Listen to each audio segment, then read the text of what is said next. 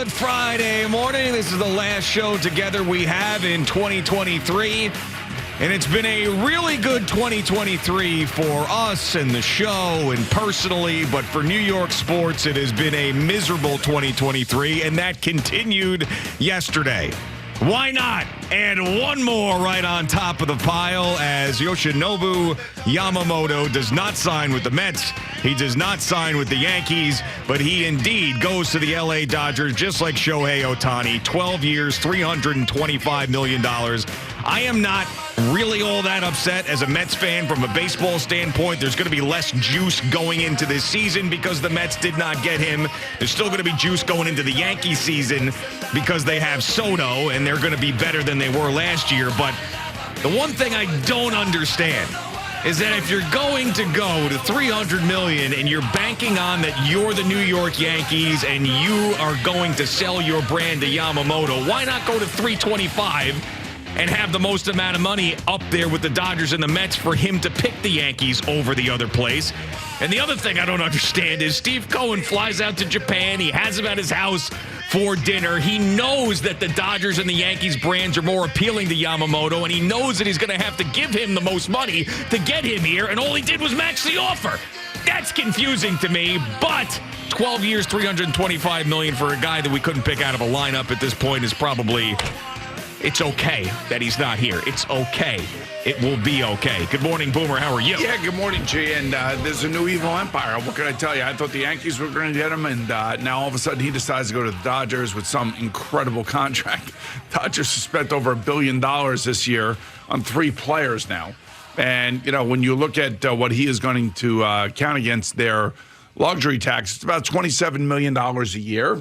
And the Dodgers, because the way that the Ohtani contract is constructed, as opposed to $70 million per year, they're going to be hit with a $46 million a year, luxury tax kind of number to reflect his contract. It's not 70, but it's $46 million. So you got two guys now pitching and hitting for the Dodgers and pitching in 2 years from now, of course, that are making less money on the salary cap table or tax table than both Scherzer and Verlander last year. That is correct. Which is amazing. Which truly is amazing. And obviously the Dodgers are not messing around, and $1 billion for 2 players and all the things that are out there. And you knew that they had the resources. And once you saw them defer the money for Ohtani, you knew they were going to go in other places. And they did. They signed Glass down to the extension after the trade, and they got Yamamoto. And Yamamoto's going to be there with Ohtani. He's going to be closer to Japan. He's going to be in better weather. He's going to be in L.A. There's glitz, the glamour, the whole thing.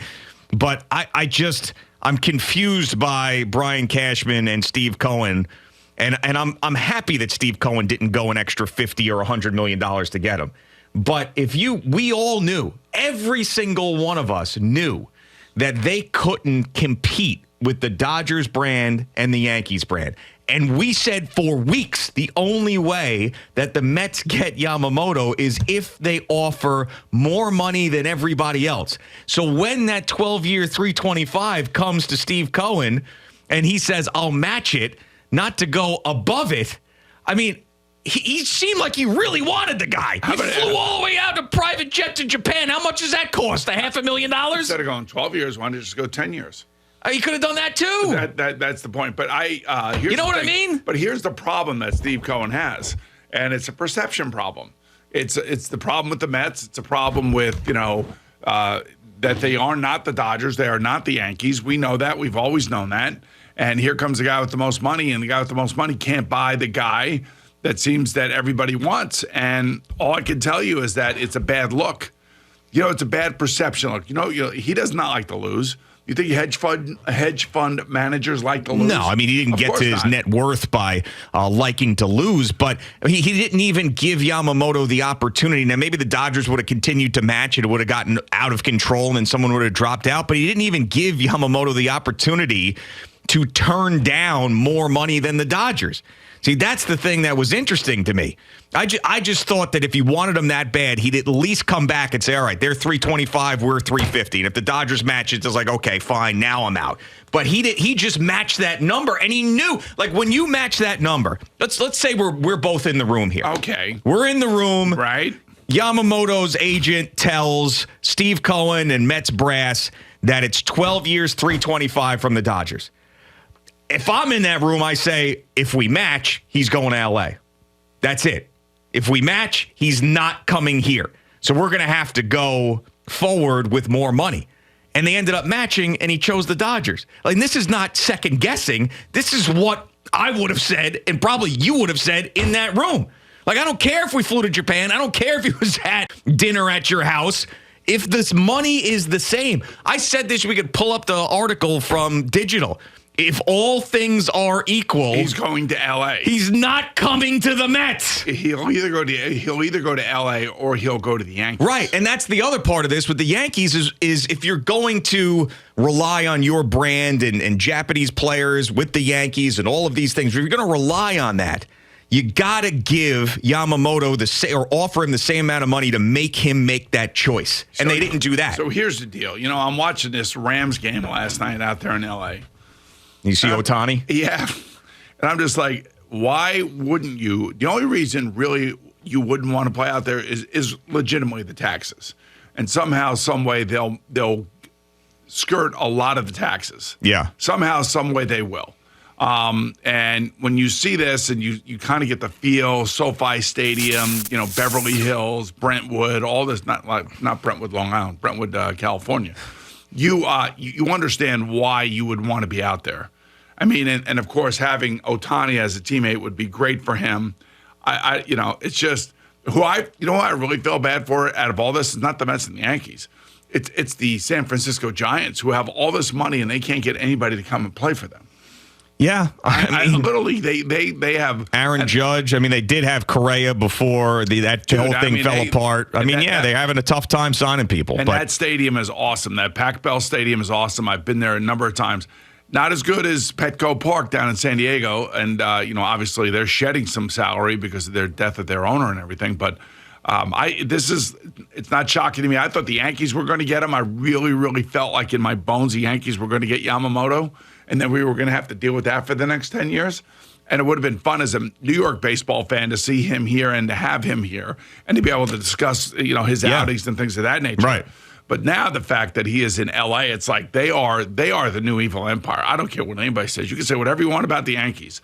The Dodgers are basically just stuff it in everybody's face. Right? Oh, yeah. I mean, the roster that they have is quite possibly the most stacked roster we have seen in baseball in my lifetime. I mean, it really is. I mean, if you think about it. Now, I don't know how Yamamoto is going to pan out. Right. I don't know that. But if he ends up panning out and he's one of these guys that's in the conversation for the Cy Young, I mean, it's just it's a stupid roster. Pan out. If he came here, he'd get hurt.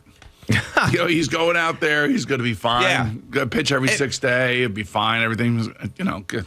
You just buckle up. It's just going to be another average baseball season for us Met fans. I think the Yankees are still doing well. Yeah. And, they added Juan Soto. I think they're doing fine.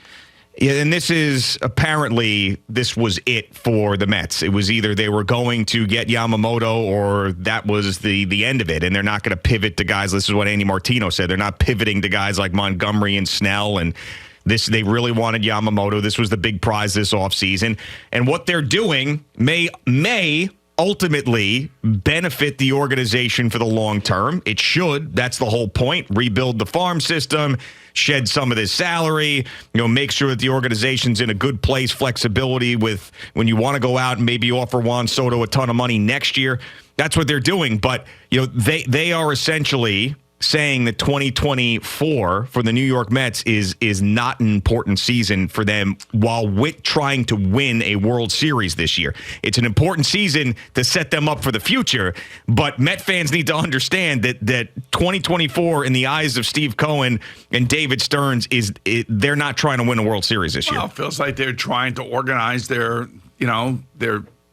system, and they're trying to get themselves set up for the future. And I went through this with the Rangers, and now we're on the back end of it. And it's fun when you're on the back end of it. It ain't fun going through it, I can tell you that. And, especially if you're a season ticket holder. If you're like, I was a season ticket holder. I was disgusted. I understood what they were doing. I basically threw away literally $48,000. Yeah. I mean, yeah. I just threw it away. That's it. And that's what really pisses you off. And that's next time, just give it to one of us. Instead of throwing it away, why don't you just spread it out, spread the wealth here? Fleets could use some of that, right, Fleets? That's what really pisses people off. Yeah. And I know that. I understand that. I don't mind paying the money. I love going to the Garden. I love going watching Ranger games, especially when they are competitive now. And it's only gotten more expensive than it was back then. And when you go through this, it's a hard thing to go through. And the Knicks are trying to go through it. I think the Knicks are a really good team. They're just not a great team. But they're trying to be patient and stay with certain guys and then adding pieces along the way. And they've added a lot of good players. You want to talk about a guy like DiVincenzo. You want to talk about Hart. You want to talk about Hartenstein. All these guys are, add-on pieces that have been smart add-ons if you really look at it. Yeah. Because they can't attract the mega superstar, although I could make an argument that the way that Jalen Brunson is playing right now, he's as good as any point guard in basketball. And I can also say that while, Julius Randle can drive us crazy at times, you cannot discount the way that he has played this year. Yeah, so Will Salmon works, he's the New Athletic beat writer. Okay. He's saying that the way that this thing panned out was that the 325 initially came from the Mets. Oh, okay. And then the Dodgers matched that, and then that was the end of it. Now, I would love to know with extra reporting, were the Mets given an opportunity to raise it from there or not? Now, we're not going to know that, at least from this initial reporting. Maybe that ends up coming out. So maybe that makes you feel a little bit better if you're a Mets fan. But what it really does is shows you that, Yamamoto used the Mets to get to a number. Yeah, and Yamamoto used the Mets to get to a number. It's what it feels like, right? Yes, exactly. Do you think that he had any intention of signing there? Nope. I don't. And I think that, part of look, I think Steve Cohen's trying. There's no question about that. He's spending money. Jim Dolan spends money, both on hockey and basketball. They're trying. The Nets spent all that money on these big three guys and everything else, and it really didn't materialize to anything. And, part of me feels like this looks bad because Steve Cohen did go to Japan. They did go see him. They had him out here in Connecticut again. Right. And maybe Yamamoto was thinking about it. How do we know? We were not in those meetings. But I feel like, to me, it was just about getting to a certain number and then seeing if the Dodgers would match it. And if the Dodgers matched it, then he was going there. And this just looks bad. I mean, I'm sure that Steve Cohen wakes up this morning, and maybe he knew yesterday, who knows, thinking, I just spent all this time. How much money did it take to fly privately? Look, how much really is that? I was wondering, is that like a $500,000 private flight to Japan from New York? Well, he probably owns his own plane, and he's probably running the cost through the Mets and everything else like that. So the Mets are paying for it, but and it's a business expense, by the way. Yeah, right. I don't know. I would think that he's probably either got one of these big planes that if you were going to charter it, I would think somewhere between $35,000 and $50,000 an hour.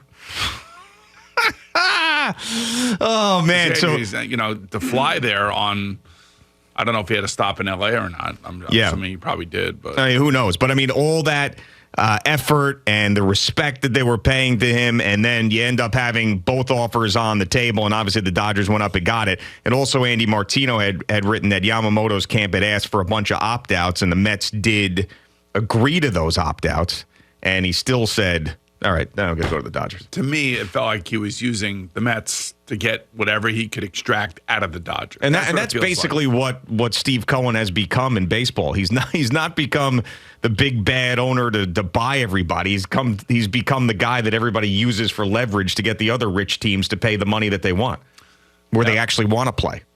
I mean, that's what he is. He's a trampoline. Right? I've never heard it put that way.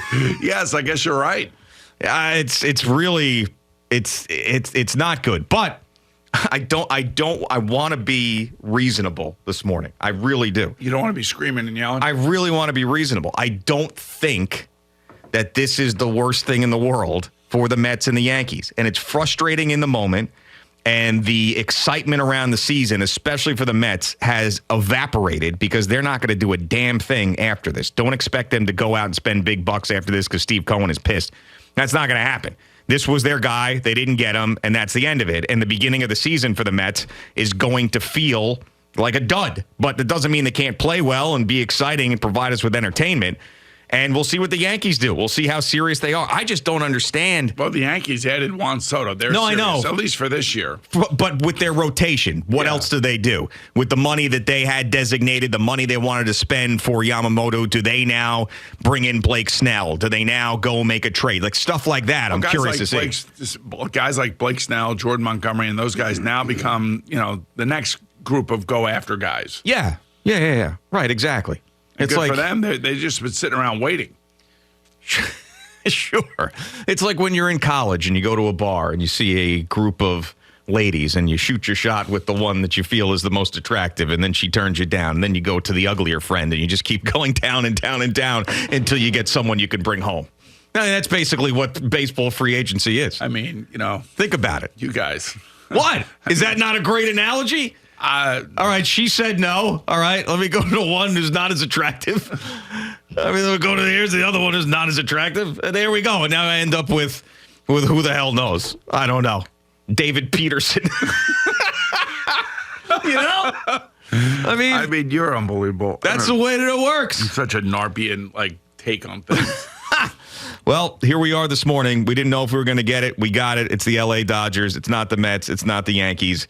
And the sad 2023 for New York sports continues with a cherry on top with Yamamoto being out in LA. So we'll see how Brian Cashman handles this. We'll see how Steve Cohen and David Stearns handle this.